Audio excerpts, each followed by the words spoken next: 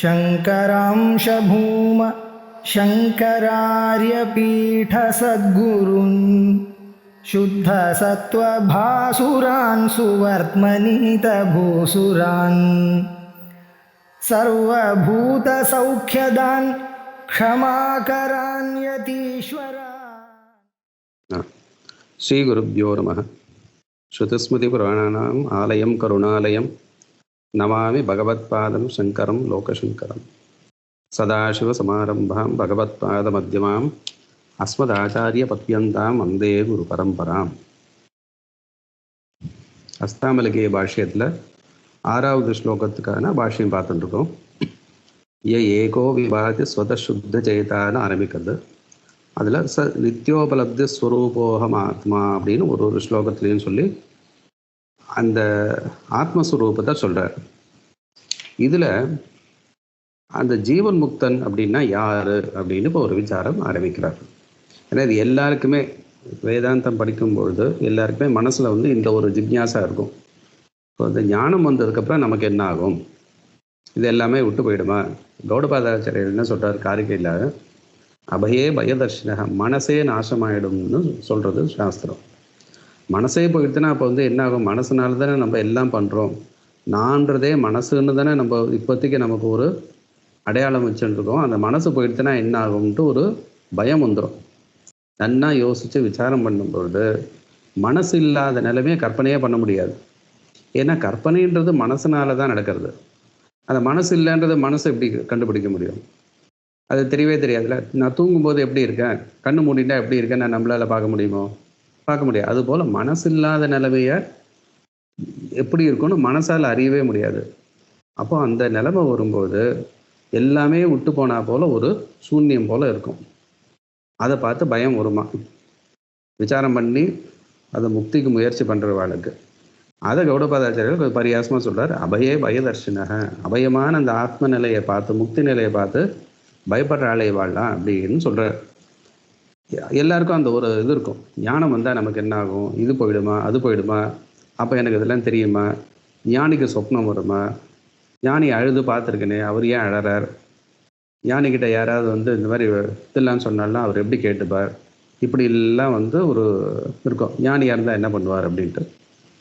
இது அப்போது அந்த ஜீவன் முக்தன்றது யார், ஜீவன் முக்தனுடைய நிலைமை என்ன, அது எப்படி வரும் அப்படின்றது இங்கே ஆச்சாரியால் சொல்கிறார்.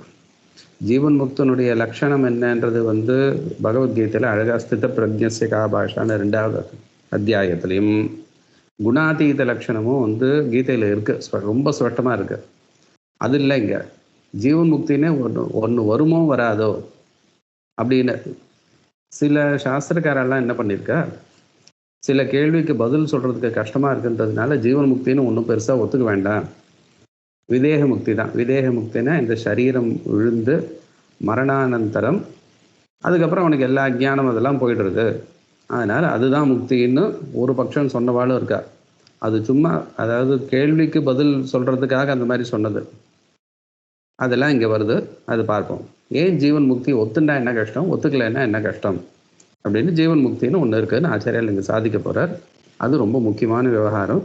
வேறு எங்கேயும் சட்டுன்னு கண்டுபிடிக்க முடியாத விஷயத்தை இங்கே சுருக்கமாக ஆச்சாரியால் எடுத்து கொடுத்துருக்கார். அதை கவனித்து பார்க்கணும். நானும் கதம் ஜீவன் முக்தக, ஜீவன் முக்தன் ஜீவன் முக்தன் சொல்கிறது, அது எப்படி ஜீவன் முக்தின்னு வரும்? தேகவான்ஸ்தாவது ஜீவன் நித்யுச்சதே. ஜீவன் அப்படின்னா என்ன? ஜீவித்து கொண்டிருப்பவன், வாழ்ந்து கொண்டிருப்பவன், வாழ்ந்து கொண்டிருக்கும் காலத்திலேயே முக்தி, அதுதான் ஜீவன் முக்தி அப்படின்னு சொல்கிறோம். இப்போ ஜீவன் அப்படின்னா வாழ்ந்து கொண்டிருக்கிறவன்னா யார் வாழ்ந்துட்டுருக்கா? சரீரத்தோடு இருக்கும்போது தான் வாழ்ந்துட்டு இருக்கான்னு சொல்லுது. சரீரம் போயிடுத்துன்னா அதாவது அந்த ஆளுக்கும் சரீரத்துக்கும் சம்பந்தம் போயாச்சுன்னா அவன் போயிட்டான், அவன் வாழலை, இறந்து விட்டான், அப்படி தானே நம்ம சொல்கிறோம். இப்போ இவன் வாழ்ந்துட்டு இருக்கும்போது எப்படி இவனுக்கு முக்தி வரும்? ஏன் வந்தால் என்ன பாருங்க. தேகவான்ஸ்தாவது ஜீவன் நித்யுச்சதே தஸ் ஜீவதோபி இது தேகாபாவோ முக்தி அபிப்பிரேயதே நாசோ உபபத்தியதே விரோதாத். முக்தினா என்னப்பா? இந்த அஜ்ஞானம் இல்லாமல் இருக்கிறது, அஜ்ஞானமும் அஜ்ஞான காரியமும் இல்லாமல் இருக்கிறது, அதுதானே முக்தின்னு இவ்வளோ நேரம் சொல்லிட்டு வந்துருக்கோம். இந்த சரீரமும் அஜ்ஞானமும் அஜ்ஞான காரியமும் தானே. இந்த சரீரத்தையே நான் நினைக்கக்கூடாது, அதுதான் பெரிய தோஷம்ன்றதுன்னு இவ்வளோ நேரம் பாடம் சொன்னேன். இப்போ இந்த சரீரத்தோடு இருக்கும் பொழுது சரீரம் நான் நினைக்காம எப்படி இருக்க முடியும்? சரீரமே போயிடுத்துன்னா அப்புறம் வந்து போன சரீரத்தை நினச்சி அழாமல் அடுத்த சரீரத்தை எடுக்காம வெறும் ஆத்மா ஆத்மாவாக இருந்ததுன்னா அது முக்தன்னு சொன்னால் சரி, ஒத்துக்கலாம். அது அனுபவத்துக்கு வருமானது வேற விஷயம். அது வந்து பொருந்துறது யுக்தியாக நீங்கள் சொல்கிற யுக்திக்கு, அது அத்வைத்தை சொல்கிற யுக்திக்கு அது பொருந்தமாக இருக்கு. இவன் வாழ்ந்துட்டே இருக்கான், சரீரத்தோடு இருக்கான்னா சரீரத்துக்கு வேண்டியதான காரியங்கள்லாம் பண்ணிட்டு இருக்கான். ஸ்நானபானாதிகள் பண்ணிட்டு இருக்கான், பசிச்சா சாப்பிட்றான், வலிச்சதுன்னா மருந்து போட்டுக்கிறான். இப்போ இந்த காரியங்கள்லாம் பண்ணிகிட்டே இருந்துட்டு ஆனால் அவன் முக்தன்னா அவனும் அந்த நீங்கள் யார் முக்தன்னு ஜீவன் முக்தன்னு சொல்கிறாளோ அந்த ஆசாமியும் பசிச்சா சாப்பிட்றாரோ இல்லையோ, அவர் ராத்திரியான 8 மணி நேரம் தூங்குறாரோ இல்லையோ, காலத்துலேருந்து ஸ்நானம் பண்ணுறாரு, அவருக்கு எல்லா மற்றவெல்லாம் பண்ணுற காரியத்தை அவரும் பண்ணிட்டு இருக்கார். அவர் மட்டும் ஜீவன் முக்தன்னு நீங்கள் எந்த விதத்தை வச்சுன்னு சொல்கிறேன் அப்படின்னு கேள்வி. தஸ் ஜீவதோபி இது தேகாபாவோ முக்தி அபிப்பிரேயத்தை, வாழ்ந்து கொண்டிருக்கும் போதே அவனுக்கு சரீரம் இல்லைன்னு சொல்லுவேயால் நாசோ உபபத்தியதே, அது பொருந்தாதே, விரோதா, அது விரோதமாச்சே. நகி ஜீவதோ தேகாபாவ சம்பவதி, வாழறவனுக்கு தேகாபாவம் பொருந்தாதே. ஏன்னா தேகத்தோடு இருந்தாதானே வாழறான்னு சொல்றது. தேகம் போயாச்சுன்னா அவன் போயிட்டான்னு தானே சொல்ல போகிறோம். அத சத்தியபி தேகே போக விச்சேதோ முக்திரிதி ததபின சதுரஸ்ரம். சரி, இந்த பட்சம் வேண்டாம், நான் வேற விதமாக ஜீவன் முக்தியை சொல்கிறேன். அத பட்சாந்தரம் வேற பட்சம் சொல்கிறேன். சத்தியபி தேகே, தேகம் இருந்தாலும் தேகே சத்தியபி போக விச்சேதோ முக்தி, போகம் இல்லாமல் இருக்கிறது தான் முக்தி. அதாவது எதிர்க்க இருக்க பொருளை பார்த்து ஆசைப்படுறது இல்லை துவேஷப்படுறது, இந்த மாதிரி ஒவ்வொரு ஐம்புலன்களையும் கட்டுப்படுத்தி அப்படியே சமாதியில் உட்காந்துட்டு இருக்கிறது, அதுவா போக விச்சேதோ முக்திரிதி ததபின சதுரஸ்ரம், அதுவும் பொருந்தலை. இங்கே இந்த வார்த்தை பிரயோகத்தை பார்க்கணும். சதுரஸ்ரம்னு போட்டிருக்காரு. சதுரஸ்ரம்னா வந்து சதுரம்னு தமிழில் சொல்லுவோம் இல்லை, ஸ்கொயர். இங்கிலீஷில் ஒரு பிரயோகம் உண்டு, it doesn't square with argument அப்படின்வா. இந்த ஸ்கொயர்ன்றதுக்கு வந்து யுக்தம்ன்றதுக்கு இங்கிலீஷில் ஸ்கொயர்னு பிரயோகம் உண்டு. இங்கே தமிழ் அப்படி பிரயோகம் இருக்கான்றது தெரியல, நான் அந்த மாதிரி கவனிச்சதில்லை. இது வந்து பொருந்தலைன்னு சொல்லுவோம், இது சதுரமா இல்லைன்னுலாம் சொல்கிறது இல்லை. சாதுரியத்துக்கு வந்து தமிழில் அதே வார்த்தையை உபயோகப்படுத்துகிறோம். ஆனால் இந்த சதுரஸ்ரம்ன்றது, இந்த ஸ்கொயர்ன்றதுக்கு யுக்தம்ன்றதுக்கு வந்து இங்கே பாஷைக்காரர் பிரயோகம் பண்ணியிருக்காரு. இங்கிலீஷில் இந்த பிரயோகம் உண்டு. இதெல்லாம் கொஞ்சம் ஆச்சரியமான விஷயமா இருக்குது. ததபின சதுரஸ்ரம், இட் டசன்ட் ஸ்கொயர் அப்படின்னு பாருங்கள், இங்கிலீஷில் இந்த பிரயோகம் உண்டு. அப்படின்னா இது வந்து பொருந்தலைன்னு அர்த்தம். அதுவும் இங்கே யுக்திக்கு பொருந்தலை. சகல போக காரணேந்திரிய சம்பத்தௌ போக விச்சேதஸ்ய அசம்பாவிதத்வா, எல்லா போக காரணமான இந்திரியங்கள் இருக்கு, 10 புலன்களும் இருக்கு. அது இருக்கும்பொழுது, புலன்கள் இருக்கும்பொழுது போக விச்சேதஸ்ய அசம்பாவிதத்வா, அவனுக்கு போகம் இல்லைன்னு சொல்ல முடியாது. ஒன்றுமே பண்ணாமல் கண்ணை திறந்து உட்காந்து எதிர்க்கிற மனுஷன் அவனுக்கு தெரியவான மாட்டானா? அப்போ போகம்னா என்ன? நம்ம போகம்னா ஏதோ வந்து ஒரு உயர்ந்ததான பொருளை சாப்பிட்றதோ உடம்புல சந்தனம் பூசிக்கிறது, அந்த போகம் இல்லை. அனுபவிக்கிறதுக்கு போகம்னு பேர். அனுபவிக்கிறதுனா அறிவை ஏற்படுத்தி கொள்ளுவது தான். இங்கே கண்ணை திறந்து பார்த்தா அது ஒரு போகம், காதால சப்தம் கேட்கறது ஒரு போகம், அதெல்லாம் இருக்கே.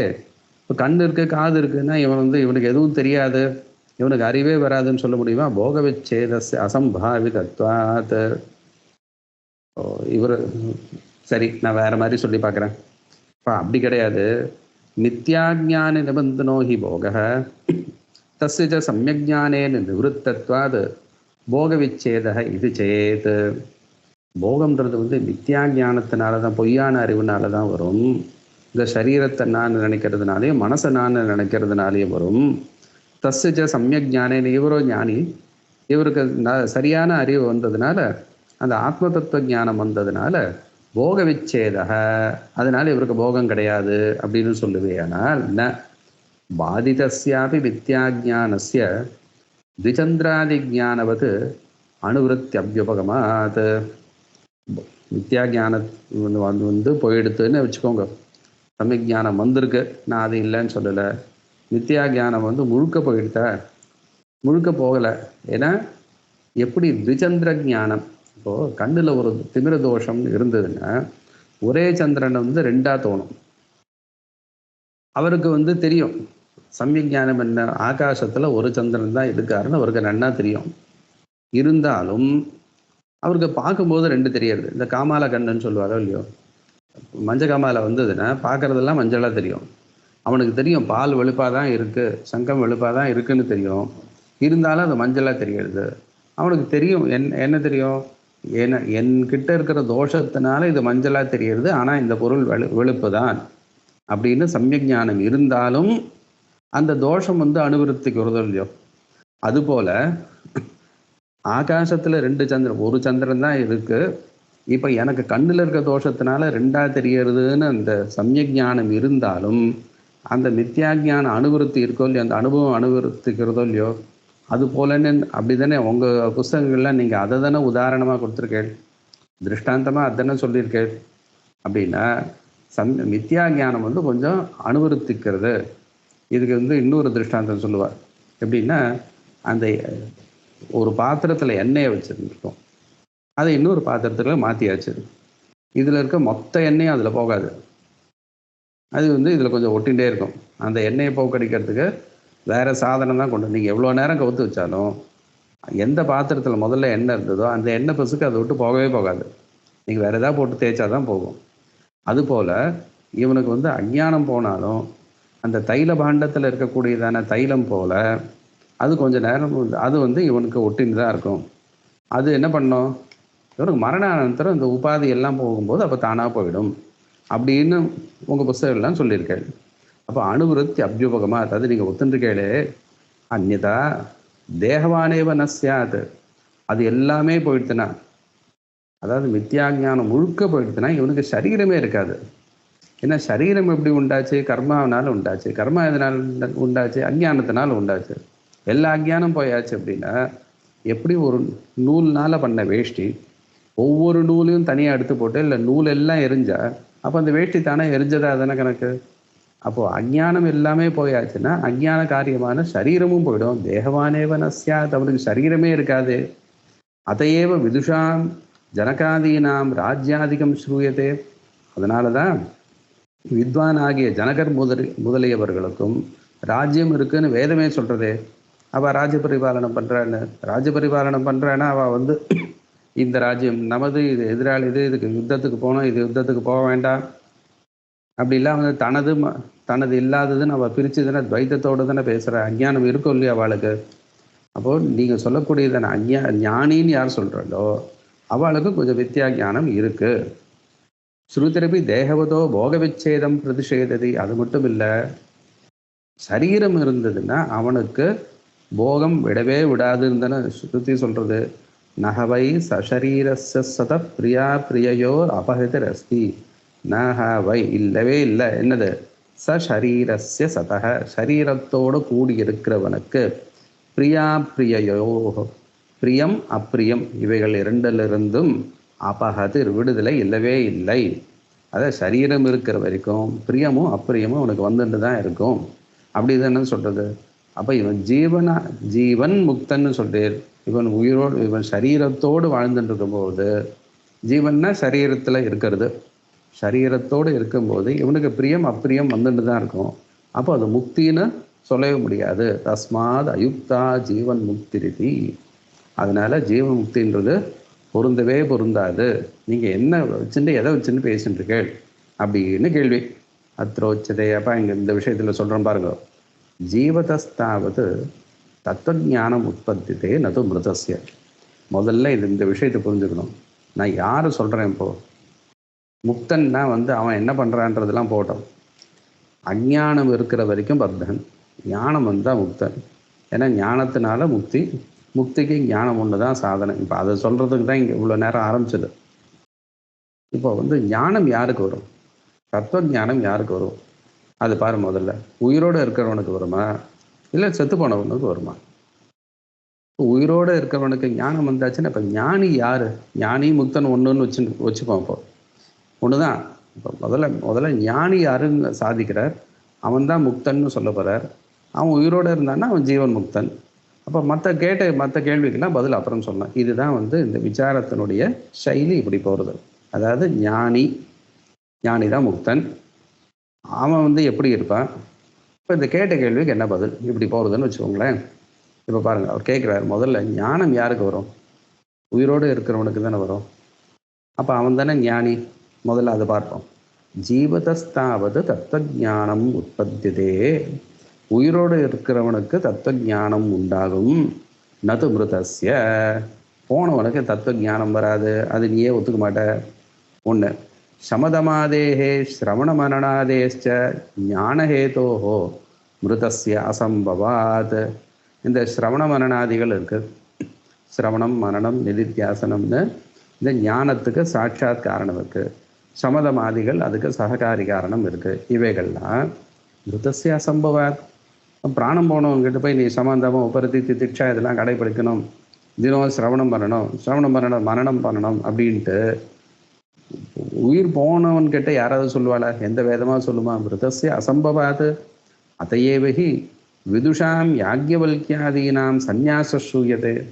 அவர் சிரவணம், மனனம், நிதித்தியாசனம், சமதமாதிகள் முழுக்க பூர்த்தியாக வந்து நம்ம கடைபிடிக்கணுன்றதுக்காக தான் ஞானியாக இருக்கக்கூடியதான யாக்ஞவல்கியர் சந்நியாசத்தை எடுத்துட்டார் அப்படின்னு பிருஹதாரண்யக உபனிஷத் சொல்கிறது. அவர் வந்து பரிவிராஜகனா போனார். எதுக்காக? இந்த சிரவணாதி சாதனங்களை பூர்த்தியாக கடைபிடிக்கணுன்றதுக்காக.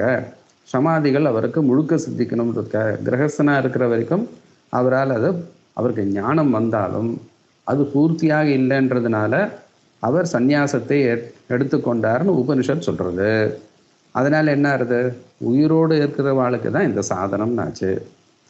மிருதஸ்ய சந்நியாச சூயதே சம்பவதிவா. பிராணம் போனவனுக்கு வந்து சந்நியாசம் வந்து வேதமும் சொல்லலை, சொன்னாலும் பண்ண முடியாது. தஸ்மாத் ஜீவதः தத்துவஞானம் உற்பத்தியதே இது சித்தம். அதனால் முதல்ல நம்ம என்ன புரிஞ்சுக்கணும்? கேட்ட கேள்விக்கு பதில் அப்புறம்.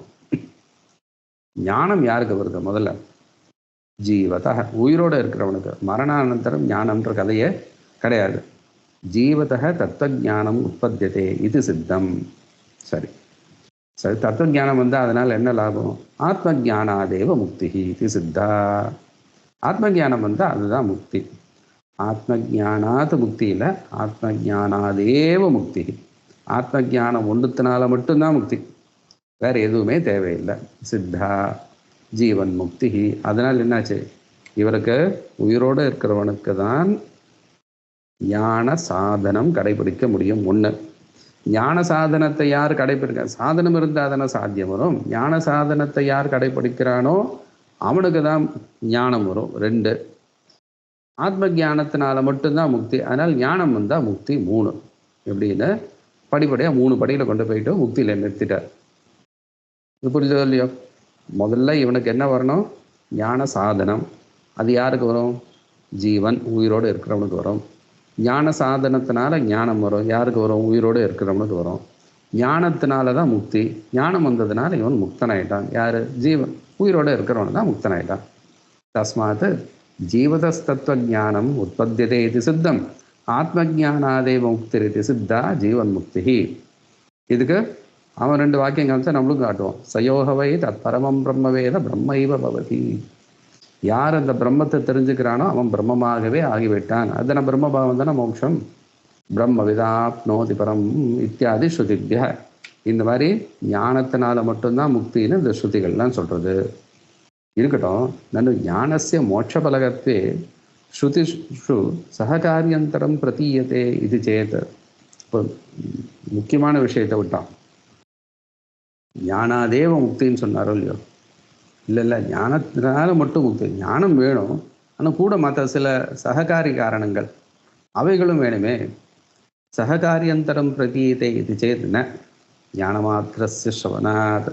சககாரி காரணம் வந்து ஞான சாதனத்துக்கு, அந்த ஞானத்தினால முக்தி. முக்திக்கு வந்து சககாரி காரணம் இல்லை. சககாரி காரணங்கள் எதுக்கு? ஞானத்தை கொண்டு வரத்துக்கு. இந்த சரியாக புரிஞ்சுக்கிறோம். சககாரி காரணங்களால் ஞானம் வருது. ஞானத்திலான முக்தி. சககாரி காரணத்தினால முக்தி இல்லை. உங்களுக்கு முக்தின்னா ஞானம் ஒன்று தான் காரணம்.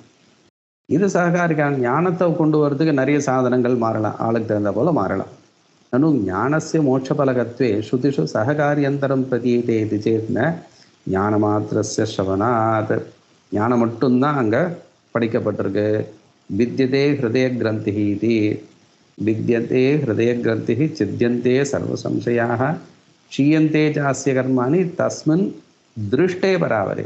அந்த பராபரமான பரம்பொருளை பார்த்த மாத்திரத்தினால, இங்கே திருஷ்டேன்னா ஞாதேன்னு அர்த்தம், அந்த ஞானம் வந்த மாத்திரத்தினால இவனுக்கு முக்தி, அவ்வளோதான். சித்தியந்தே சர்வ சம்சயாக ஹிருதய கிரந்தி, அவைகள்லாமே ஹிருதய கிரந்தி போயாச்சு. அதான் இவனுக்கு சம்சாரத்தில் இருக்கிற பந்தம் போயாச்சு, எல்லா சம்சயம் போயாச்சு. இவனுக்கு நான் இதை பண்ணணும் அதை பண்ணணும், எல்லா கர்மாவும் இவனை விட்டு போயாச்சு. நானிய பந்தா வித்யதேயனாய இது சககாரியந்தர பிரதிஷேதாச்ச. சககாரியந்தரம் இருக்குன்னு கேட்குறிய, சககாரியந்தரம் இல்லைன்னு ஸ்ருதி சொல்றது. நானும் ஸ்ருதிரேவ மரணசககாரிணோ ஞானாத் மோட்சம் தர்சயதி தஸ்ய தாவதேவஜரம் யாவன்ன விமோட்சே அத சம்பத்ஸ்யே இது. அப்படி இல்லையே, ஸ்ருதிதன மரணசககாரிணோ ஞானாத், அந்த ஞானம் எப்படின்னா மரணத்தோடு கூடின ஞானம், அதனால தான் முக்தின்னு ஸ்ருதி சொல்லியிருக்கே. அப்படிலாம் சொல்லியிருக்கேன்னு அப்படின்னா தஸ்ய தாவதேவச்சிரம் யாவன்ன விமோக்ஷே அத சம்பத்ஸ்யே, அவன் அது வரைக்கும் தான் காத்துருக்கணும். யாவன்ன விமோக்ஷே, எது வரைக்கும் இந்த சரீரத்திலிருந்து விடுபடலையோ, அத சம்பத்ஸ்யே, பிறகு அவன் அந்த சத் சம்பத்தியை அடைகிறான், அந்த பிரம்மத்தோடு சேர்ந்து போயிடுறான் அப்படின்னு சொல்லியிருக்கு. ந அப்படி இல்லை. பூர்வோத்பன்னஸ்ய ஞானஸ்ய சிரப்பிரவருத்தத்வாது மரணகாலே தஸ்ய சந்நிதாபயிதும் அசக்தே. அந்த முன்னாடி உண்டு பண்ண ஞானம் தஸ்ய சிரப்பிரவருத்தத்வாது, அது அப்படியே தான் இருக்கு. மரணகாலே தஸ்ய சந்நிதாபயிதும் அசக்தேகே. தற்காலமேவ உற்பன்னாத ஞானாந்தராத் முக்தி இருந்துச்சேத். முதல்ல ஏற்கனவே ஞானம் வந்திருக்கு. அந்த ஞானம் குரு உபதேசம் பண்ணுறார், இவன் மரணம் பண்ணுறான், நிதித்தியாசனம் பண்ணுறான், ஞானம் வந்தாச்சு. திரும்பவும் இவனுக்கு மரணம் வர சமயத்தில் அதே ஞானத்தை கொண்டு வரணும்னா அது முடியுமா? முடியாது. அப்படி இல்லை, தற்காலமேவ உற்பன்னாத, அதாவது இப்போ என்ன சொல்கிறார், ஞானம் உண்டாச்சு, அந்த ஞானம் திரும்பவும் மரண காலத்தில் வருது, அதே ஞானம் மரண காலத்து வரைக்கும் இருக்குது. அதில் அந்த ஞானமும் மரணமும் சேர்ந்து இவனுக்கு முக்தி அப்படின்னு அந்த ஸ்ருதிக்கு அர்த்தம் பண்ணிட்டான். அப்படி இல்லைன்னு சொல்கிறார். தற்காலமே உற்பன்னாத ஞானாந்தராத் முக்தி, அப்படி இல்லை. இவன் முதல்ல எல்லாம் படித்தான், குரு கிட்ட கேட்டான், தத்துவமசி அகம் பிரம்மாஸ்மின்னு புரிஞ்சுட்டான், அதோட விட்டு லௌகிக விவகாரத்தில் ஈடுபட்டுருக்கான். மரண சமயத்தில் திரும்பவும் இவனுக்கு அந்த ஞானம் வருது, அந்த ஞானமும் மரணமும் சேர்ந்து இவனுக்கு முக்தி கொடுக்கறது. அப்படி வச்சுப்போமே, அந்த சாந்தோக்கிய ஸ்ருதிக்கு அப்படி அர்த்தம் சொல்லலாமே. ந எதேவ பகவான் வேத ததேவ மே ப்ரூஹீதி ஆச்சாரியவான் புருஷோ வேத இத்தியாதி ஸ்ருதி பர்யாலோசனையா பிரதம ஜானாதேவ முக்தே ஸ்ரூயமானத்வாத். அப்படிலாம் இல்லைப்பா. இதை உபதேசம் பண்ணது யாரு? எதேவ பகவான் வேத ததேவ மே ப்ரூஹி ஆச்சாரியவான் புருஷோ வேத. இவைகள்லாம் யாரு? குரு உபதேசம் பண்ணுறார். இவா உபதேசம் பண்ணும்போது இவாளுக்கு ஞானம் இருக்கா இல்லையா? எதேவ பகவான் வேத, நீங்கள் எதை தெரிஞ்சுட்டு இருக்கீங்களோ அதுவே எனக்கு சொல்லுங்கன்ட்டு. அப்போ எனக்கு இப்போ ஒன்றும் தெரியாது, எனக்கு மரண காலத்தில் தான் எல்லாம் தெரிய வரும், அப்போ கேளுன்னு சொல்லுவார் குரு. ஆச்சாரியவான் புருஷோ வேத, ஆச்சாரியன் உபதேசம் பண்ணாதான் இவனுக்கு அறிவு வரும் அப்படின்னு சொல்லியிருக்கு. ஆச்சாரியன்னா அவருக்கு விஷயம் தெரிஞ்சிருக்கணுமோ இல்லையோ? ஞானம் வந்தவன் தானே ஆச்சாரியன். அவர் அப்போ மரண சந்தர்ப்பத்தில் அவர் தேடின்னு போவார். அப்போ இவனோட மரண சந்தர்ப்பத்தில் யார் இருப்பா? ஆனால் அந்த ஸ்ருதிக்கு அது அர்த்தம் இல்லை. ஆச்சாரியவான் புருஷோ வேதன்னு அப்படின்னு ஸ்ருதிலாம் ஆலோசனை பண்ணி பார்த்தா பிரதம ஜானாதேவ முக்தே ஸ்ரூயமானத்வார். அவருக்கு எப்போ அவருடைய குரு உபதேசம் பண்ணி ஞானம் வந்ததோ அந்த க்ஷணமே அவர் ஞானி ஆயிட்டார். அவருக்கு தத்துவ ஞானம் இருக்குன்னு தான் ஒத்துக்கணும். மரண சந்தர்ப்பத்தில் வரக்கூடியதான ஞானம் தான் முக்தி அப்படின்றதெல்லாம் கிடையாது. அவருக்கு அப்பவே வந்தாச்சு. ஏதேன வச்சனாந்தரம் அனுகிரகீதம் பவதி. இது மட்டும் இல்லை, இதனால் நீ சாந்தோக்கியத்து வாக்கியத்தை கொண்டு அது இருக்கட்டும், இந்த மாதிரி நான் ஒத்துக்கிறதுனால மற்ற விஷயங்கள்லாம் எனக்கு அனுகூலமாக இருக்குது. எது? ஜீவன்னேவஹி வித்வான் ஹர்ஷாமர்ஷாபியாம் விமுச்சதே. இது உயிரோடு இருக்கும் பொழுதே வித்வானானவன் ஹர்ஷாமர்ஷாபியாம் சுகம் துக்கம் இதிலிருந்து இவன் விடுபடுகிறான் அப்படின்னு அந்த வாக்கியங்கள்லாம் இப்போ தான் பொருந்தும். நகவை சரீரஸ்ய சதப்பிரியா பிரியோர் அபகதிரஸ்தி சுத்தியந்தர விரோதோ வாச்சிய. அப்போ இவன் சரீரத்தோடு இருக்கும்போது பிரியம் அப்பிரியம் இவனை விட்டு போகாது அப்படின்னு அந்த ஸ்ருதி நான் முன்னாடி சொன்னேன். அதுக்கு விரோதம் இருக்கே அப்படின்னா ஸ்ருத்தியந்தரஸ் சாமானிய விஷயத்தா, அது சாமானிய ஜனங்களுக்கான விஷயம் தான். ஞானி பற்றி அந்த ஸ்ருதி பேசலை. அத்த வித்வான் இது விசேஷ நிர்தேசாத். இங்கே நம்ம வித்வானை பற்றி பேசின்னு இருக்கோம். சாமானிய ஜனங்களுக்கு சரீரம் இருக்கிற வரைக்கும் அவர்களுக்கு பிரியாப்பிரியம் இருக்கதான் இருக்கும். தஸ்ய தாவதேவச்சரம் இது ஸ்ருதி தியக்தா சியாத். சரி, அப்போ அது இருக்கட்டும். தஸ்ய தாவதேவச்சரம்னு ஸ்ருதி நீங்கள் அர்த்தத்தை விட்டேலே, அந்த ஸ்ருதி நீங்கள் வந்து ஒத்துண்டா போல தெரியலையே. ந வியவஸ்தையா உபபத்தே. அப்போ அதுக்கு தனியாக ஒரு வியவஸ்தை பண்ணியிருக்கேன். ததாஹி முக்திக்கலு ஸ்வாபாவிகி சர்வேஷாம் ந சா ஞானேன ஜன்யதே. முக்தின்றது என்ன? எல்லாருக்குமே ஸ்வாபாவிகி. இது பார்க்கணும். ஆச்சாரியன் சொன்ன என்ன சொல்கிறார்? முக்தின்றது எல்லாருக்குமே இருக்குது. ஸ்வாபாவிகி சர்வேஷாம். நம்ம எங்கேயோ போய் முக்தி தேடின்னு போக வேண்டாம். நீ தப்பாக புரிஞ்சுருக்க. முக்தின்றது அடையணும்னு நினச்சிருக்க. நம்ம ஏற்கனவே அடைஞ்சாச்சு. நம்ம எல்லாருமே ஜீவன் முக்தர்கள் தான். தெரிஞ்சுக்கல, அதுதான் விஷயம். முக்திக்கலு ஸ்வாபாவிகி சர்வேஷாம் ந சா. சான்றது முக்தி, ஸ்திரீலிங்கம். ஞானேன ஜன்யதே. ஞானத்தினால உண்டாகலை. ஜன்யதே ந ஜன்யதே கிம் தர்ஹி. அது எப்படி? அவித்யா திமிர திரோஹிதாயா முக்தேகே திமிர மாத்திரம் நிராகிரியதே. இந்த அவித்யா எனக்கூடியதான இருட்டு, அதனால மறைக்கப்பட்டிருக்கு அந்த முக்தி. அந்த திமிர மாத்திரம், அந்த தோஷத்தை மட்டும் நம்ம இப்போ சாஸ்திரம் நிராகிரியத்தை நிராகரணம் பண்ணுறோம். தச்ச பிரதம ஜானேனைவ நிராகிருதம். அது முதல்ல அகம் பிரம்மாஸ்மின்னு தெரிஞ்சுக்கும் போதே முதல்ல வந்தாச்சு. என்றைக்கோ ஒரு நாள் குரு சொன்னதை மனனம் பண்ணி நிதித்தியாசனம் பண்ணி அது வந்து இந்த சரீரத்துக்கு அப்பாற்பட்டதுன்னு ஒரு தடவை வந்துடுத்துனா போகிறோம். பிரதம ஜானேனைவ நிராகிருதம். ததாபி அவித்யாகாரியஸ்ய தேகஸ்ய அவிநாசாத். ஆனாலும் அப்போ என்ன இருக்கு? இந்த அவித்யாவுடைய காரியமான தேகம் மட்டும் உட்கார்ந்துருக்கு. அது உட்காண்டிருக்கிறதுனால தேகஸ்ய அவிநாசாத் புனப்புனக மகாந்தகாரவது உற்சாரிதமபி திரஸ்கரோதி. இந்த மகாந்தகாரம் பேர் இருட்டு இருக்கும் இல்லையோ, எப்பவுமே உலகம் முழுக்க இருட்டு சூழ்ந்துருக்கு. எங்கே சூரியன் வரும், உன்னுடைய கிரணங்கள் படுறதோ அந்த இடத்துல அந்த இருட்டு கொஞ்சம் தள்ளப்படுகிறது. சூரிய கிரணம் போனோடனே திரும்பி அந்த இடத்துல இருட்டு வந்து விழுறது. இதுதான் நியாயம். அதுபோல இவனுக்கு அந்த மகாந்தகாரம் இருந்தது. சுவாபாவிகமாக முக்தியை அந்த திமிரம்ன்றது அவித்யா எனக்கூடியதை மறைச்சது. அது போயிட்டு ஞானம் வந்தோடனே அவித்யா போயிடுது. தேகம் இருக்கிறதுனால திரும்பி திரும்பி அந்த அவித்யா வந்து அவனை மறைக்கிறதுக்கு பார்க்கறது. மகாந்தகாரவது உற்சாரிதம் அபி உற்சாரித்தம் தள்ளிவிட்டாலும் திரஸ்கரத்தை திரும்பி திரும்ப வந்து உனக்கு மறைக்கிறது. தஸ்ய திரஸ்கார பிரதிபாசஸ்ய தேக விச்சேதா விச்சேதோ பவதி. சரீரம் போயிடுத்துனா இவங்ககிட்ட திரும்பி அந்த அவித்யா வந்து எந்த வேலையும் செய்யாது. ஏன்னா அதுக்கப்புறம் அவித்யா காரியமும் இல்லை, அவித்யம் இல்லை. ஏவஞ்ச சதி பிராச்சீனமேவ மகாந்தகாரோச்சாரணம் ஞானமாத்திர நிபந்தனம் அவதிஷ்டதே. முன்னாடி ஏற்கனவே உண்டானதான மகாந்தகார உச்சாரணம், அந்த பேருட்டை நீக்குவது என்பது ஞானமாத்திர நிபந்தனம். அது எப்படி வந்தது? ஞானமாத்திர நிபந்தனம், ஞானத்தினால மட்டுமே ஏற்பட்டது. நிபந்தனம் அவதிஷ்டதே, ஏற்கனவே போனது அப்படியே போனபடியே இருக்கு.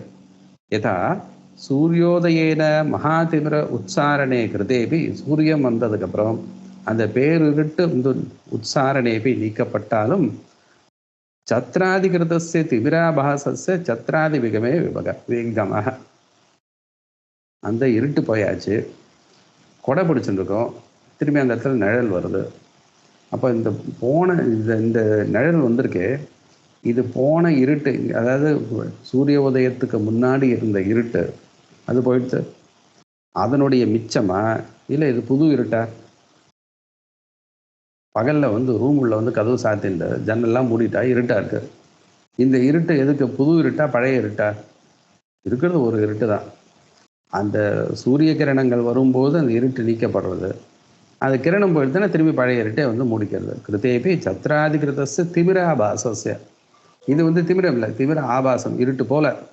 சத்ராதி விகமே வேகமாக. ததச்ச பிராச்சீனமேவ மகாதிமிர உச்சாரணம் சூரியோதய மாத்திர நிபந்தனம் அவதிஷ்டதே. கொடை எடுத்துட்டா அந்த திமிர உச்சாரணம், சூரியன் வந்ததுக்கப்புறம் போன அந்த வெளிச்சம் இருக்கும் இல்லையோ, அது அப்படியே தான் இருக்கு. சூரியோதய மாத்திர நிபந்தனம் அவதிஷ்டதே இது. தஸ்மாத் ந ஞானாந்தராத் முக்தி. அதனால் இதுக்காக இன்னொரு ரெண்டாவது ஞானத்தை கொண்டு வரணும்னா சாஸ்திரம் எங்கேயும் சொல்லலை. அபித்து பூர்வோத்பன்ன ஞானாதேவ முக்தி இது சித்தம். அதனால முதல்ல எப்போ ஞானம் வந்துடுதோ அதுலேருந்தே முக்தி, அவ்வளோதான் அவனுக்கு முக்தி. அப்போ என்ன ஆகுது, நானும் எதி பாரமார்த்திகம் அத்வைதம் மித்யாஜான விஜிருதம் ச பிரபஞ்ச இது சுக்தியர்த்தோ அவதாரித அப்படின்ட்டு மேலே. அப்போ பிரபஞ்சத்துக்கு என்ன ஆகுது அப்படின்னு கேட்க போகிறார். இதில் என்ன தெரிஞ்சது நமக்கு, ஞானம் வந்த பிறகு அவன் முக்தந்தான். அதுக்கப்புறம் இந்த நடுவில் வந்து போகிறதெல்லாம் அது ஒரு பெரிய விவகாரமே கிடையாது. அதனால் ஞானம் வந்தாலே அவன் முக்தந்தான். அவன்தான் ஆச்சாரியன்னு சொல்கிறோம், அவள் தான் வித்வான்னு சொல்கிறோம், அவாகிட்டேருந்து நம்ம தெரிஞ்சுக்கக்கூடியதான் நம்ம சாஸ்திரம்னு சொல்லுவோம். அதனால் ஜீவன் முக்தின்றது சரியாக பொருந்தும் அப்படின்ட்டு இதோட இந்த ஜீவன் முக்தி இதை முடித்தார். அதுக்கப்புறம் இந்த பிரபஞ்சம் எப்படி தொடர்ந்து வரும் அப்படின்னு கூடியதான அந்த விவகாரத்தை மேலே அடுத்தது பார்க்க போகிறார். இது அடுத்த பாடத்தில் பார்ப்போம். ஸ்ருதி சுத்த புராணானாம் ஆலயம் கருணாலயம் நமாமி பகவத்பாதம் சங்கரம் லோகசங்கரம்.